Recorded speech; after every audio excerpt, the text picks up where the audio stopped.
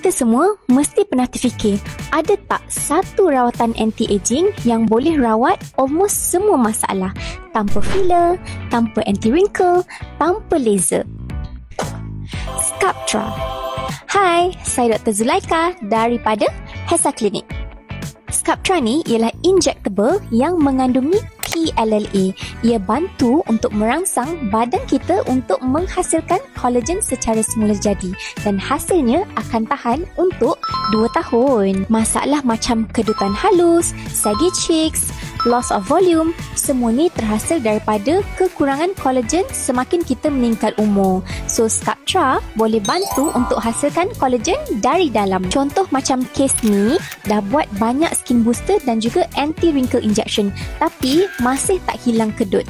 Selepas rawatan Sculptra, kedut atas kelopak mata pun berkurang.